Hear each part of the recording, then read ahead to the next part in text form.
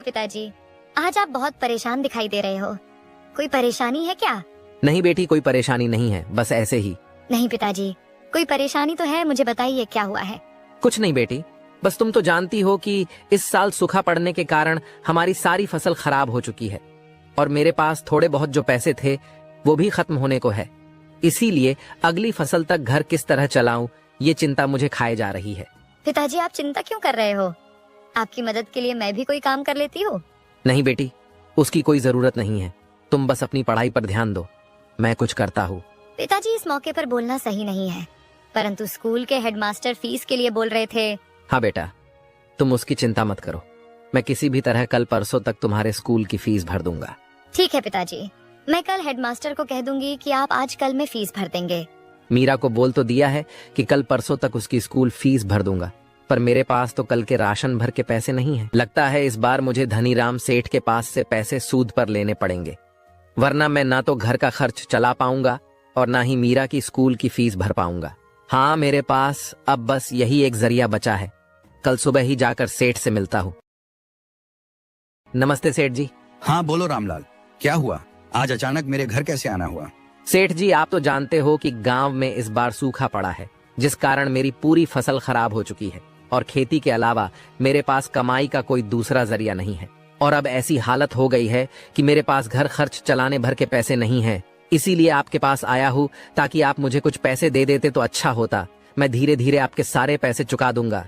देखो भाई रामलाल, मैं तुमको पैसे तो दे दूंगा, पर तुम तो जानते ही रहोगे मेरे बारे में, मैं उसूलों का पक्का हूँ। अगर तुमने मेरे पैसे मुझे नहीं लौटाए तो मैं तुम्हारा घर और खेती की जमीन दोनों अपने नाम कर लूंगा।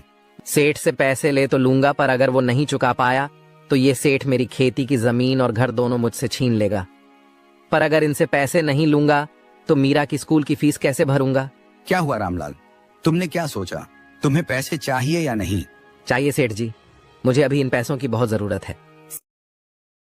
जी, मेरे पास पैसे जैसे जैसे आते जाएंगे मैं आपके वैसे वैसे सारे पैसे चुका दूंगा। वो सब तो ठीक है, पर मेरी बातें याद रखना कि अगर तुम पैसे नहीं चुका पाओगे तो मैं तुम्हारा घर और जमीन दोनों तुमसे अपने नाम करवा लूंगा। ठीक है सेठ जी। मीरा बेटी, यहाँ आना तो जरा। हाँ बोलिए पिताजी, आपने मुझे बुलाया क्या? हाँ बेटी, वो तुम कल स्कूल की फीस का बोल रही थी ना, वो मैं लेकर आया हूँ। पिताजी, पर कल आप बोल रहे थे कि आपके सारे पैसे खत्म हो चुके हैं, फिर आप ये कहाँ से लाए? बेटी, ये पैसे मैंने धनीराम सेठ के पास से सूद पर लिए हैं। पिताजी, पर वो सेठ तो पैसे देने के नाम पर लोगों की जमीन अपने नाम करवा लेते हैं। हाँ बेटी, पर अभी के लिए हमें उनके अलावा दूसरा कोई और पैसे नहीं दे सकता था, और फिर तुम्हारे स्कूल की फीस भरनी भी जरूरी थी, इसीलिए मैं उनके पास से पैसे ले आया। पर पिताजी, हमारे पास एक छोटी सी जमीन है और एक ये घर है, कहीं सेठ ने हमसे ये भी छीन ली तो हम क्या करेंगे? बेटी, तुम उसकी चिंता मत करो, मैंने सेठ से तुम्हारे स्कूल के फीस से थोड़े ज्यादा पैसे लिए हैं। उन पैसों से मैं सब्जी मंडी से सब्जियां लाकर बेचना शुरू कर दूंगा, और जैसे जैसे पैसे जमा हो जाएंगे वैसे वैसे सेठ के सारे पैसे वापस कर दूंगा। ठीक है पिताजी, जैसा आपको सही लगे। लगता है इस बार के सूखे ने रामलाल की हिम्मत तोड़ दी है, इसीलिए तो वो खेती छोड़ सब्जी बेच रहा है। यही सही मौका है, एक बार इसकी जमीन खरीदने की बात करके देखता हूँ, शायद वो मुझे बेच दे। रामलाल भाई, तुम और सब्जी बेच रहे हो, क्यों खेती बाड़ी छोड़ दी क्या? क्या श्याम भाई, तुम भी मजाक कर रहे हो? तुम तो जानते हो इस साल के सूखे के कारण मेरी पूरी फसल खराब हो गई है, और अब अगले फसल के मौसम तक किसी न किसी तरह तो घर का खर्च चलाना पड़ेगा, तो लगा लिया सब्जी का ठेला। पर तुम तो कल तक रो रहे थे कि पैसे नहीं है पैसे नहीं, और अब सब्जी का ठेला लगा लिया, तो ये सबके लिए कहाँ से पैसे आ गए तुम्हारे पास? नहीं भाई, सच में मेरे पास तो घर के राशन तक के लिए पैसे नहीं थे, और ऊपर से मीरा के स्कूल की फीस भी भरनी थी, तो धनीराम सेठ के पास से पैसे सूद पर ले लिया और मीरा की स्कूल की फीस भी भर दी, और कुछ पैसों से सब्जी का ठेला लगा दिया। चलो, ये तो बहुत अच्छा हुआ कि इस रामलाल ने धनीराम से पैसे सूद पर लिए हैं। अब ये उसके पैसे चुका नहीं पाएगा, और फिर धनीराम इसकी जमीन इससे छीन लेगा, फिर वो जमीन मैं उससे खरीद लूंगा। क्या कहा रामलाल भाई, तुमने धनीराम के पास से पैसे सूद पर लिए हैं, पर तुम तो जानते हो ना वो कितने ठग प्रवृत्ति का व्यक्ति हैं, वो तुम्हारी जमीन तुमसे छीन लेगा। हाँ भाई, मैं जानता हूँ, पर वो तो तब होगा ना जब मैं उनके पैसे नहीं दूंगा। मुझे पता है कि अब अगली फसल तक तो मैं कुछ भी नहीं कर पाऊंगा, इसीलिए मैंने सोचा कि तब तक सब्जी का ठेला लगा लेता हूँ। इससे जो मुनाफा होगा उसमें से कुछ पैसे घर खर्च में काम आएंगे, और कुछ मैं बचा बचा कर सेठ को वापस कर दूंगा। ये तो सही कह रहा है, इसकी सब्जी की दुकान तो अच्छी चल रही है, और अगर आगे भी ऐसा चलता रहा तो ये बहुत जल्द ही धनीराम के पैसे लौटा देगा। और अगर इसने धनीराम के पैसे लौटा दिए तो फिर मैं इसकी वो जमीन कैसे खरीदूंगा। हाँ भाई, फिर तो सही है, मैं भी देखता हूँ, अगली फसल तक कुछ ना कुछ कर लेता हूँ। मेरे पास इतना अच्छा मौका था रामलाल की जमीन अपने नाम करने की, पर जिस तरह उसकी दुकान चल रही है फिर तो मैं वो जमीन नहीं ले पाऊंगा। एक काम करता हूँ, धनीराम सेठ से मिलकर रामलाल की जमीन अपने नाम करने की बात करके आता हूँ। नमस्ते सेठ जी, क्या हाल है? अरे श्याम भाई, तुम यहाँ और ये मुझे सेठ जी बोलकर मेरा मजाक उड़ा रहे हो क्या? मुझे तो लगता है मुझे तुम्हें सेठ मुझसे ज्यादा जमीन तो तुम्हारे पास होगी। कहा धनी भाई, बस गिन चुनकर 5-10 होंगी। भाई तुम्हारी बात सुनकर तो मुझे वो मुहावरा याद आ गया। कौन सा मुहावरा भाई? भाई वही बोलते हैं ना, हाथी के खाने के दांत अलग होते हैं और दिखाने के अलग। बस भाई मजाक छोड़ो, मैं तुम्हारे पास एक बहुत जरूरी काम से आया था। बोलो भाई, क्या काम था? मैंने सुना है उस रामलाल ने तुमसे पैसे सूद पर लिए हैं। हाँ भाई, अभी कल ही तो लेकर गया वो मुझसे पैसे। क्यों, नहीं देना था क्या? उसे तुमने बताया था ना कि अगर वो तुम्हारे पैसे नहीं लौट आएगा तो तुम उसकी जमीन अपने नाम करवा लोगे। हाँ, मैंने उसे पैसे देने से पहले और पैसे देने के बाद अच्छे से समझा दिया था कि अगर उसने मुझे पैसे समय से नहीं लौटाए तो मैं उसकी खेती की जमीन के साथ साथ उसका घर भी अपने नाम कर लूंगा। ये बहुत सही किया तुमने। क्या हुआ श्याम भाई, कहीं तुम्हें उसकी जमीन तो नहीं चाहिए? हाँ भाई, तुम एकदम सही समझे, मुझे उसकी जमीन चाहिए थी। मैंने कई बार उसे वो मुझे बेचने का प्रस्ताव दिया था पर वो हमेशा मना कर देता था। पर इस बार अच्छा मौका है उसकी जमीन अपने नाम करवाने का। तो अब तो तुम्हें उससे उस जमीन की बात करने की जरूरत ही नहीं पड़ेगी, क्योंकि कुछ ही दिनों में उसका मालिक मैं बन जाऊंगा। तो फिर सीधा मुझसे बात करो उस जमीन की। नहीं भाई, तुम्हें इतना खुश होने की जरूरत नहीं है। वो तुम्हें अपनी जमीन इतनी आसानी से नहीं देगा, मैं जानता हूँ उसे। क्या बात कर रहे हो भाई, इस बार तो सूखा पड़ चुका है और अगली फसल की तैयारी करने में अभी बहुत समय है, तो वो मुझे पैसे कैसे चुका पाएगा?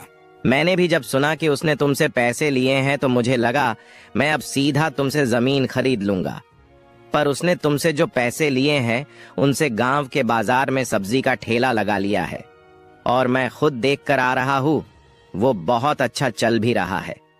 और अगर इसी तरह उसकी सब्जियां बिकी तो वो कुछ ही दिनों में तुम्हें तुम्हारे पूरे पैसे वापस कर देगा। क्या कहा श्याम भाई तुमने?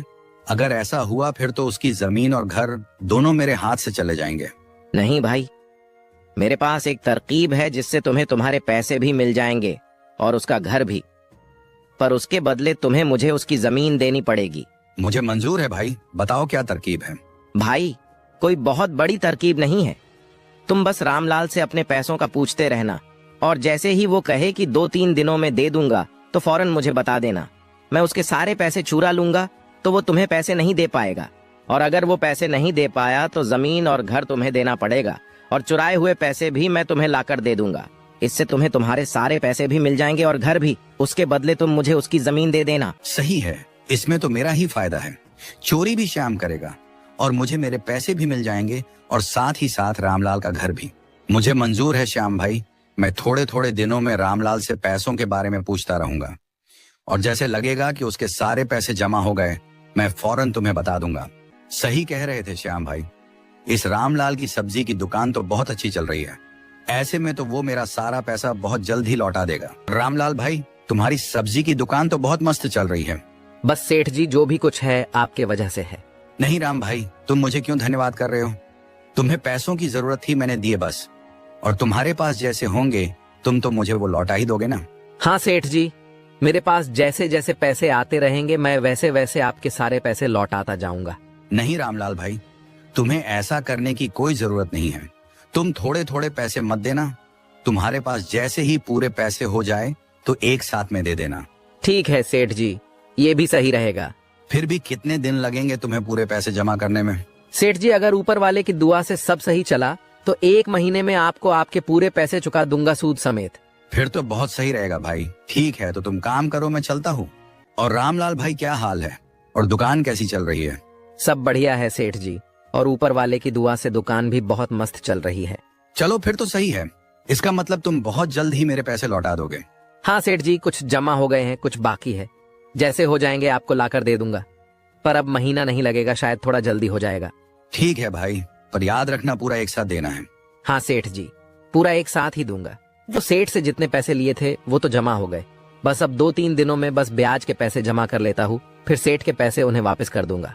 अरे आइए सेठ जी, बोलिए कैसे आना हुआ। कुछ नहीं रामलाल भाई, बस बाजार के कुछ लोगों से पैसे लेने थे तो वही लेने आया हूँ। और तुम्हारा ठेला भी पास में था तो सोचा तुमसे भी मिलता चलूं। और बताओ भाई, क्या हुआ, मेरे पैसे जमा हो गए या अभी समय लगेगा? ये सेठ जी हर 3-4 दिन में बार बार एक ही सवाल पूछने क्यों आ जाते हैं? नहीं सेठ जी, आपके पूरे पैसे तो जमा हो गए हैं, बस ब्याज के पैसे बाकी है, वो भी 2-3 दिनों में हो जाएंगे। और पैसे जमा होते ही मैं खुद आकर आपके सारे पैसे वापस कर दूंगा। ही समय है, श्याम भाई को बोल देता हूँ ताकि वो इसके यहाँ चोरी कर ले। ठीक है रामलाल भाई, तो फिर मैं चलता हूँ। तुम्हारे पास पैसे जमा होते ही घर आकर दे जाना। हर बार जब भी सेठ जी मेरे यहाँ से जाते हैं तो हर बार उनको ये श्याम भाई कहाँ से मिल जाते हैं। कहीं तो कुछ गड़बड़ है, एक बार इन दोनों का पीछा करके देखता हूँ। क्या हुआ धनीराम भाई, और कितने दिन लगने वाले हैं इस रामलाल को पैसे जमा करने में? भाई तुम आज रात की तैयारी कर लो। रामलाल के घर से पैसे चुराने की, क्योंकि उसने रकम जमा कर लिया है, बस ब्याज के पैसे जमा करना बाकी है। क्या कह रहे हो धनीराम भाई? यानी रामलाल ने तुमसे जितना लिया था उतना पूरा जमा कर लिया? हाँ भाई, बस ब्याज के पैसे बाकी हैं। फिर तो सही है, मैं आज रात को उसके घर से सारे पैसे चुरा लूंगा और फिर आप उससे पैसे मांगने कल चले जाना। भाई पर उसने बोला है कि ब्याज के पैसे जमा करने 2-3 दिन लगेंगे, फिर कल कैसे मांगने चला जाऊं? तुम कल जाकर उससे पैसे मांगना और बोलना मुझे थोड़ा जरूरी है, मुझे चाहिए तो चाहिए, और मना करने लगे तब 1 दिन का समय दे देना और कहना अगर कल तक पैसे नहीं मिले तो घर और जमीन मेरे नाम कर दे। 1 दिन में तो वो इतने पैसे जमा नहीं कर पाएगा और इस तरह वो खुद ब खुद परेशान होकर जमीन और घर आपके नाम करने राजी हो जाएगा। वाह भाई, क्या बात है, क्या दिमाग लगाया है तुमने। ठीक है, तो तुम आज रात की तैयारी करो, मैं कल की तैयारी करता हूँ। ये क्या, ये दोनों तो मिलकर मुझसे मेरी मेहनत की कमाई और घर जमीन हड़पने की साजिश कर रहे हैं। क्या हुआ पिताजी, आप इतनी चिंता में क्यों हो? कोई परेशानी है क्या? हाँ बेटी, एक परेशानी तो है। पिताजी, तो आपने कोई तरकीब सोची है क्या? नहीं बेटी, बस वही सोचने की कोशिश कर रहा हूँ, पर कुछ सूझ ही नहीं रहा है। पिताजी, मेरे पास एक तरकीब तो है जिससे सेठ भी हैरान रह जाएंगे और श्याम काका भी। बताओ बेटी, क्या तरकीब है? वाह बेटी, क्या खूब तरकीब लगाई है तुमने। अब देखो कल मैं कैसे दोनों को चौंका देता हूँ। धनीराम भाई, अपने तरकीब के हिसाब से मैं सारे पैसे लेकर आ गया हूँ। अब तुम सीधा उस रामलाल के पास पहुँच जाओ और अपने पैसे मांगो, और अगर रोने धोने लगे तो 1 दिन का समय दे देना। और याद रहे, उसको ये भी बोल देना कि अगर तुम कल तक पैसे नहीं दोगे तो मैं तुम्हारी जमीन और घर अपने नाम कर लूंगा। हाँ भाई, तुम उसकी चिंता छोड़ दो, मैं अभी जाकर उस रामलाल को थोड़ा डरा कर आता हूँ और उसको ये बात भी बोल दूंगा। क्या हुआ पिताजी, अब तक सेठ जी आए नहीं? हाँ बेटी, मैं भी तो उन्हीं का इंतजार कर रहा हूँ। मुझे डर लग रहा है कहीं कुछ गड़बड़ ना हो गई हो। पिताजी, आप चिंता क्यों कर रहे हो? अगर कोई गड़बड़ हुई होगी तो भी हम उससे निपट लेंगे। अरे सेठ जी, आप यहाँ अचानक, क्या हुआ, कोई काम था क्या? नहीं रामलाल भाई, मैं तो मेरे पैसे वापस लेने आया हूँ। मुझे थोड़ा जरूरी काम आ गया था तो सोचा तुमसे लेता जाऊं। सेठ जी, पर मैंने कहा था ना कि 1-2 दिन और लग जाएगा मुझे पूरे पैसे देने में। हाँ मुझे पता है, पर मुझे सारे पैसे आज चाहिए। मैंने बताया ना, मुझे थोड़ा जरूरी काम है। सेठ जी, आप जरा यही रुकिए, मैं एक बार देखता हूँ मेरे पास कितने पैसे हुए हैं। अगर पूरे हो गए होंगे तो मैं लेकर आता हूँ। सेठ जी, एक समस्या हो गई है। समस्या? कैसी समस्या हो गई है रामलाल भाई? सेठ जी, मैंने सारे पैसे अपने कमरे के अलमारी में रखे थे, लगता है किसी ने सारे पैसे चुरा लिए हैं। क्या कहा रामलाल भाई, पैसे चुरा लिए हैं? कहीं तुम झूठ तो नहीं बोल रहे हो ताकि मुझे पैसे ना देने पड़े? नहीं सेठ जी, मैं झूठ क्यों बोलूंगा, सच में मैंने सारे पैसे अपने कमरे के अलमारी में रखे थे, और मुझे झूठ बोलकर क्या मिलेगा। आज नहीं तो कल मुझे आपको आपके पैसे तो लौटाने ही पड़ेंगे ना। देखो रामलाल भाई, मुझे ये सब कुछ नहीं सुनना है। मुझे मेरे पैसे चाहिए, और अगर तुम अभी नहीं दे सकते तो मैं कल सुबह आ जाता हूँ, पर कल मैं कोई बहाना नहीं सुनूंगा। और अगर तुम कल मुझे मेरे पैसे नहीं दोगे तो तुम्हें कल तुम्हारा ये घर और तुम्हारी खेती मेरे नाम करना होगा। क्या हुआ पिताजी, कहीं आप सेठ जी के पैसे तो नहीं ढूंढ रहे थे अपने कमरे में? हाँ बेटी, मैं वहीं ढूंढ रहा था अपने कमरे में, पर लगता है रात को किसी ने अलमारी से सारे पैसे चुरा लिए हैं। पिताजी, शायद आपकी याददाश्त कमजोर हो चुकी है, क्योंकि आपने तो सारे पैसे मुझे दिए थे रखने के लिए। ये लीजिए पैसे और दे दीजिए सेठ जी को।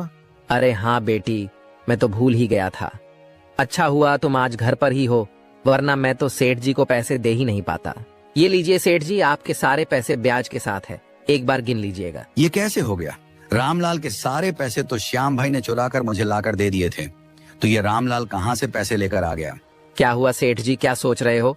यही ना कि मैं ये पैसे कहाँ से लेकर आ गया।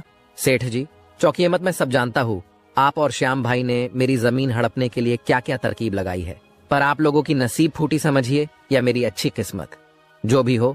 मैंने कल आप दोनों की बात सुन ली थी और मेरी बेटी की तरकीब की वजह से रातों रात आप दोनों को चौंकाने का सारा इंतजाम कर लिया था।